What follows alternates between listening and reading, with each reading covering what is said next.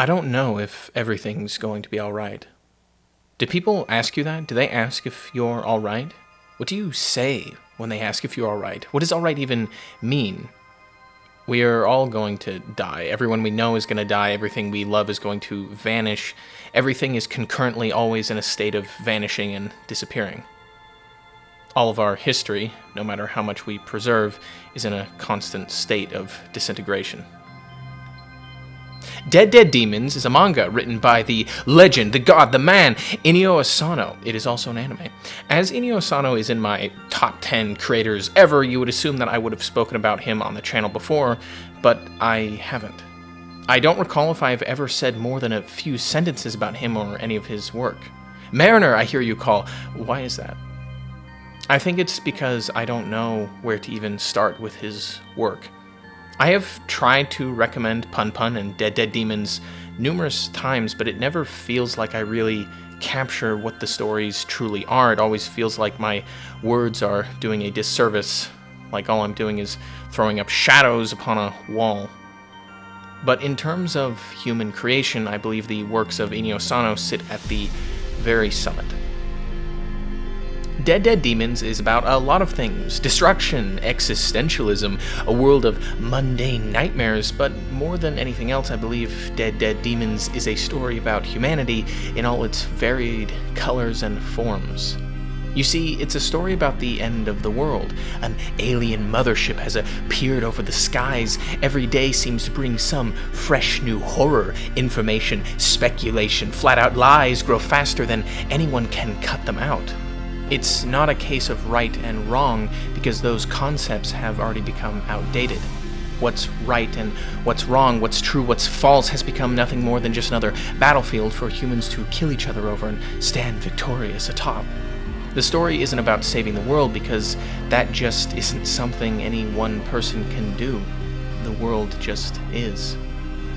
Which makes it really interesting in how the story chooses to go through the plot. You see, Dead Dead Demons is about living in a world that's ending. Because even in a world on the brink of insanity and destruction, you still need to graduate high school, you still need to get a job, get a degree, go to college, hang out with friends and family, find connection, and find that ever so sweet and ephemeral thing we call love. Ontan, Karode, all the rest, they just go through life. And many of their parents panic or worry because every passing day it seems like there's some new disaster, some new event, some new thing that has never happened before in human history. Oh my God! Does this sound familiar to you? And it's just like, what else are the characters supposed to do? What can be done? One person cannot change the world. Even a handful of people can't do it. It's everyone together and the choices that are made that dictate the path of time. And the characters go through their lives, concerned about graduation and video games and everyone else. It's just... all of this is just the day-to-day concerns of the beast we call human. It's not about the massive things every day. You know, you can't be worried about it at all times. You know? But then, at times, the story cuts away to side plots. How does each facet of human society react? What does each level and each side do when confronted with the absurd reality of an alien mothership floating above civilization?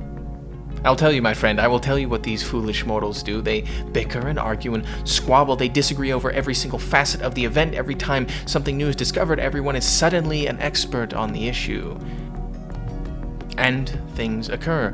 Governments and corporations and political activists all speculate and make plans. Massive gears of power begin to turn, even if the people who flick their levers barely have any understanding of the truth behind the situation.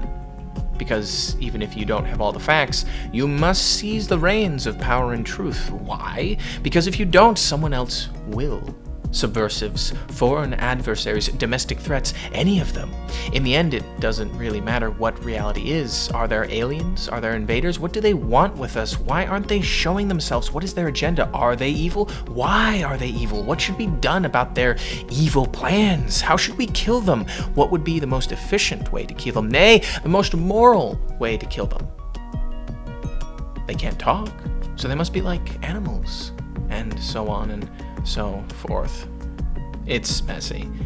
On every level of human society, people are squirming under the pressure of dread and infinite amount of information at all times. The unknown was, the unknown is, the unknown will be, but how can you cope when it hangs there ever present every moment of every day, unable to be blocked out? And eventually, no matter how much you try to drown it out and numb it, eventually that madness of the world will begin to creep its way, pitter-patter, into your life. How, I hear you ask? Karode and Ontan have friends, like some people in high school and the early college years. It's a close-knit group of people who don't always agree on everything, but still just absolutely vibe together. Did anyone else do that after class in days of approaching summer? I recall it vividly.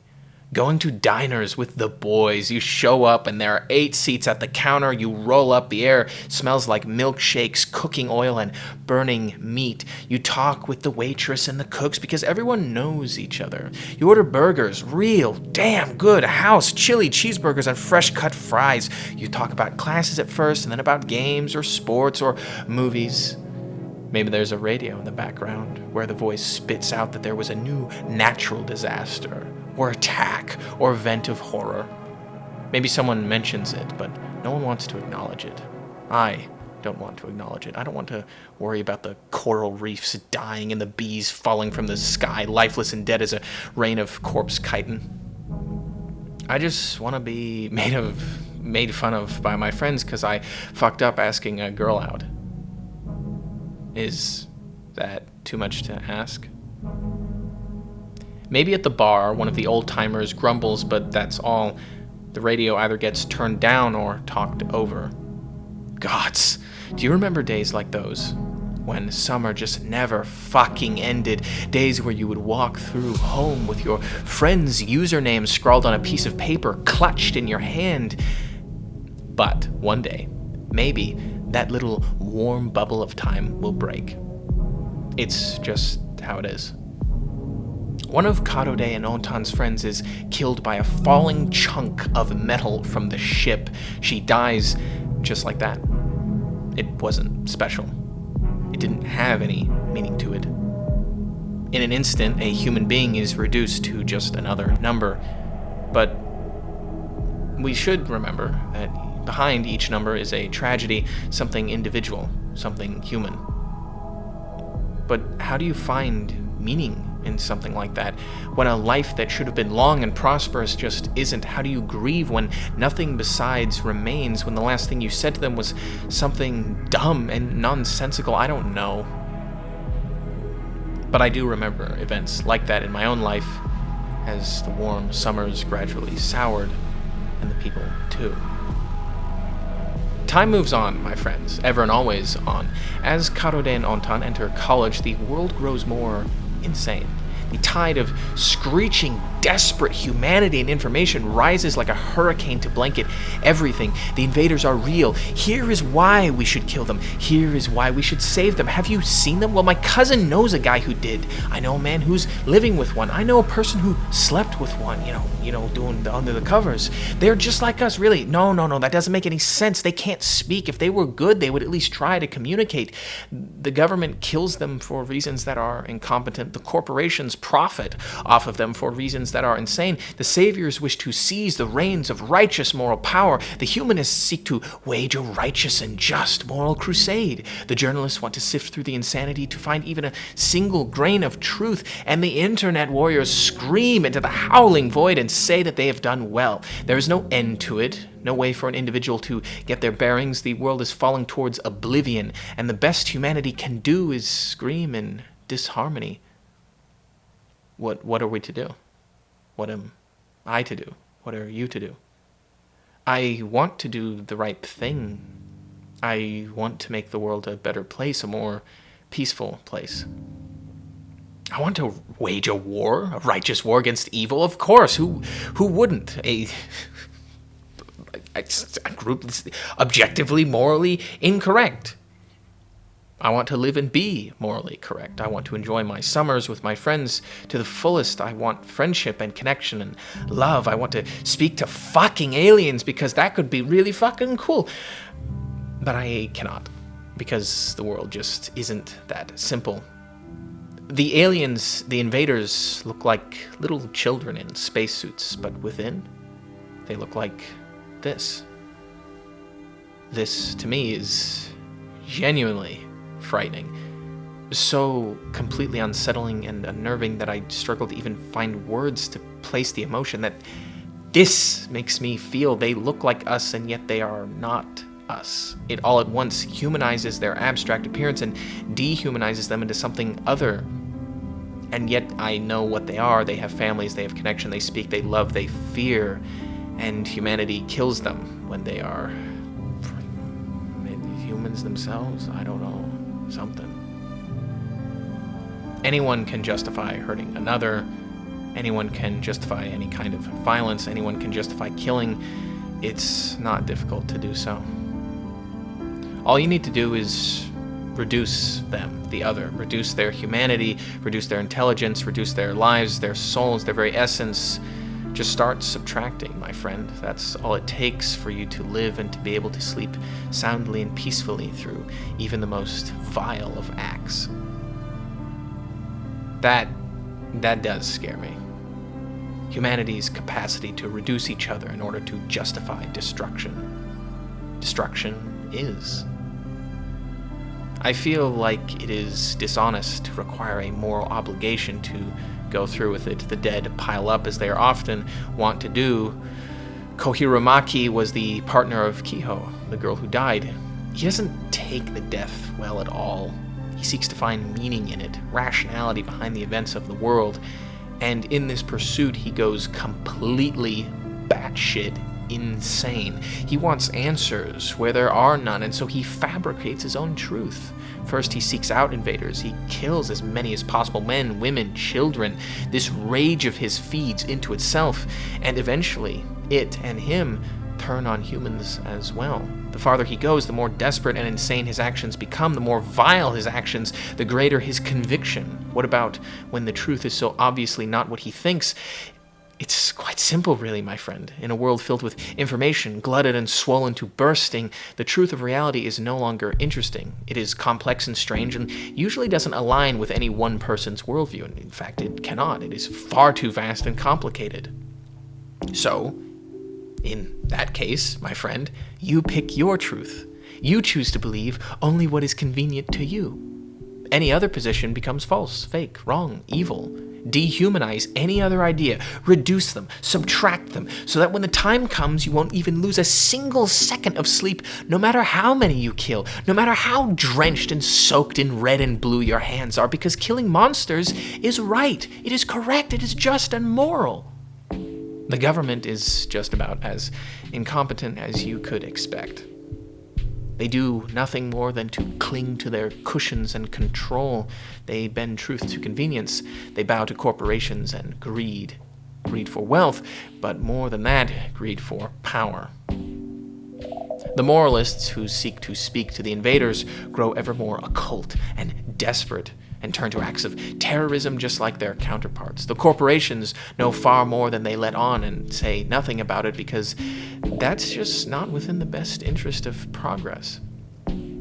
Some characters try to do good.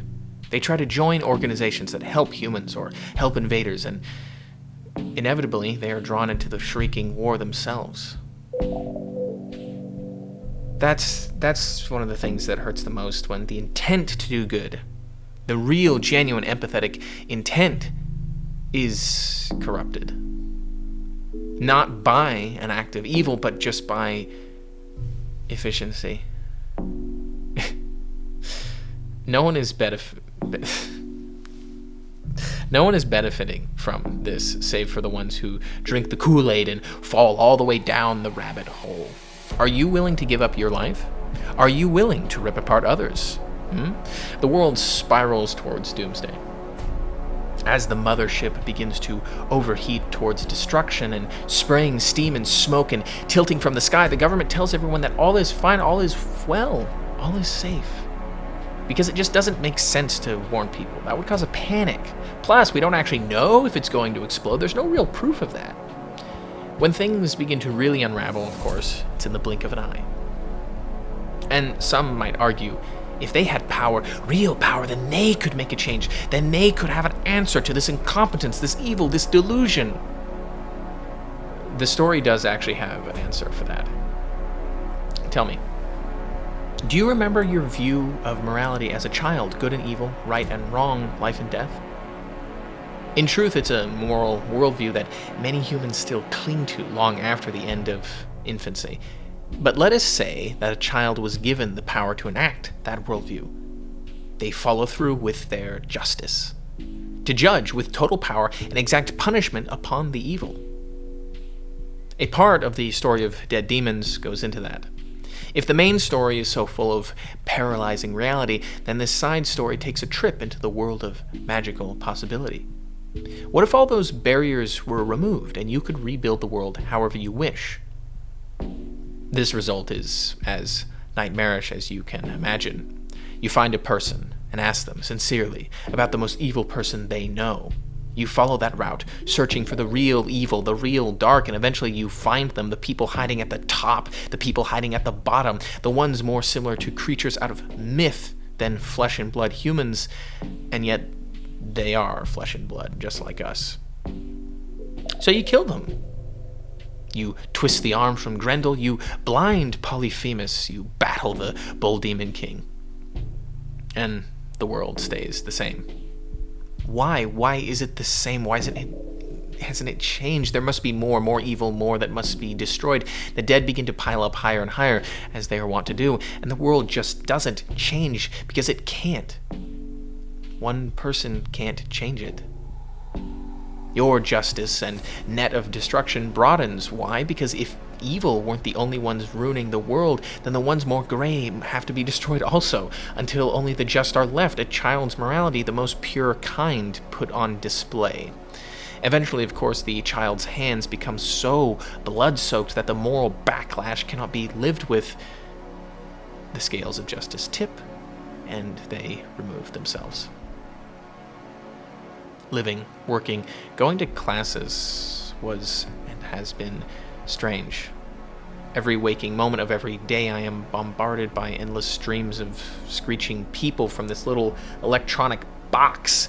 Their dreams, their morals, their loves, their hate. I am paralyzed by indecision. I want to make a change. I want to make the world better. I used to be someone like that. I used to be the moral crusader. That used to be something I was. It feels now 1,000 centuries ago. Because the world just isn't that simple. There is no place to begin, because every time you rip out a weed, you have people telling you that it was endangered, that it wasn't actually weed, but a flower, that it actually has sacred importance, that it's been around for 100 billion years, and even if it sprays neurotoxins, that you can't just tear it out, that it's illegal to tear it out, that it's immoral to tear it out, that tearing it out might represent a degeneration of our society, because if kids these days don't want to breathe neurotoxins, then that means that they are weak. But you shouldn't tear out the weed, because think of the weed's feelings. Don't you know that some people need the weed to live? Some people's jobs rely on the weed. What would you do if you were the weed? Let go of the weed or I'll kill you. Tear out the weed or I'll kill you. That weed is a symbol of our country. You can't tear it out. It's patriotic to tear it out. It's patriotic to plant more. That weed fought in a war. Well, a weed technically is a person, so let's vote it in. My grandson, my grandfather and grandson, they smoked the neurotoxin his entire life and he was fine.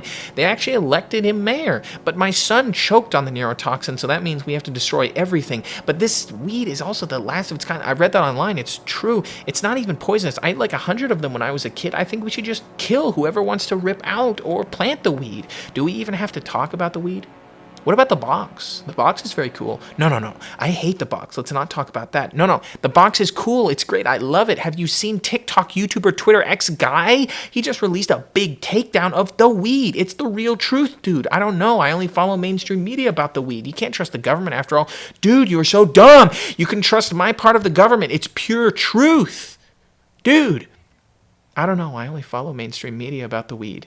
You can't trust the government after all. Dude, you're so dumb. You can trust my part of the government. No, that part is stupid. Guys, the government doesn't lie to people. That's the corpos. They lie to people. That's the terrorists. Which terrorists? My guys aren't terrorists. I think the weed is actually a very pejorative term. Why don't we call it an inedible plant? But it is edible. I'm eating one right now. And by the time those first 15 seconds of the conversation are over, the weed has already sprouted seeds, and there are 100 new different subtypes, each new and fresh and novel and never before seen. You don't even know how to deal with it. What is true? What is convenient for you to believe is true? What are we to do? I went out to a bowling alley bar to gather my thoughts. I wanted to think, enjoy my drink, wonder at this question because I didn't have a bright, concise, and correct answer. There had been some type of convention or some such kind of gathering nearby. People were dressed in bright colors and fluorescent lights. They danced and laughed and capered about like devils or flitted from table to table like some kind of neon fairies. The music roared loud enough for my thoughts to become deaf, and I sat there and wondered, is this world ending? Is it always ending? Every human society has believed that they lived during the end times, but one day it's gonna be true, right? And if this world is ending, there isn't a single thing I can do to stop it. Sometimes that's how I think. Sometimes that's how I feel. Sometimes it seems like we are living close to a stepping off point. That nuclear fire, the poisoned planet, machine algorithms, something worse will all reduce life to something unbearable, and I just don't know what to do.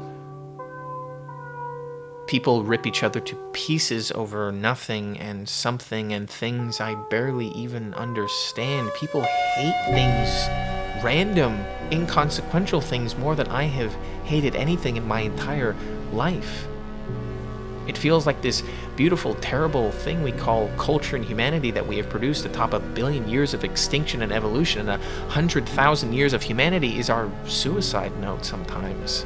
That the dancing and singing of all these passionate revelers was just a way to sing out in this void that we are here, that we existed, that we were alive. Sometimes I feel like the character Hiroshi in all the wrong ways. You get the feeling that he was driven once, that he once had beliefs, he went to college, graduated, maybe he could have had a good job. But now, what's it all for? What's the point of anything?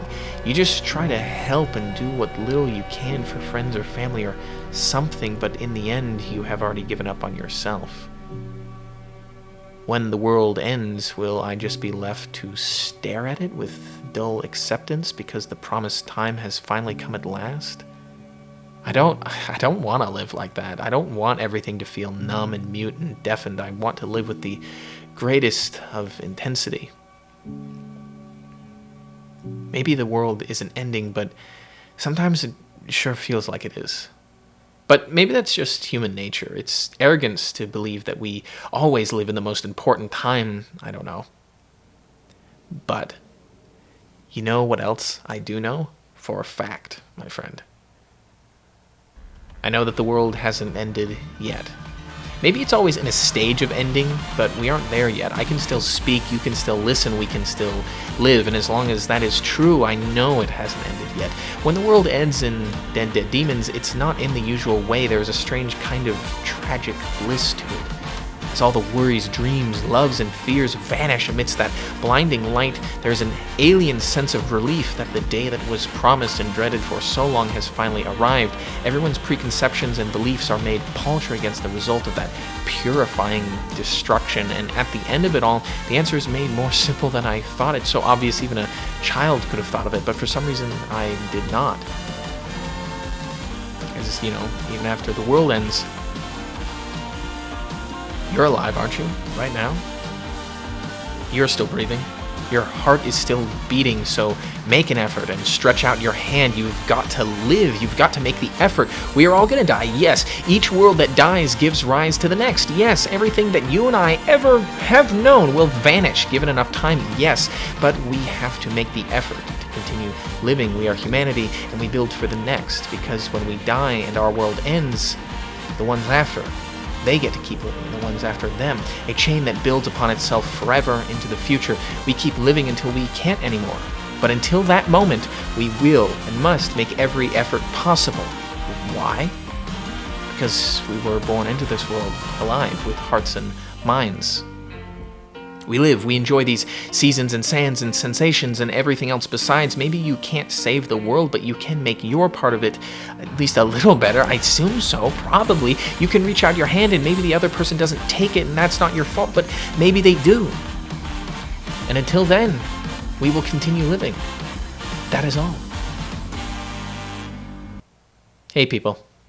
Thanks for listening to the video. This is I don't know if I said everything I wanted to say. Maybe I'll make like a shorter video on different parts of Dead Demons, because there's so much to talk about. I'll talk about Pun Pun one day and the other stuff Inio Asano's made, but like I don't even. Oh, that'll be something. Anyway, I hope you're doing good, and I will see you all in the next one. Like and subscribe, do the thing, you know the thing, and I'll see you when I see you.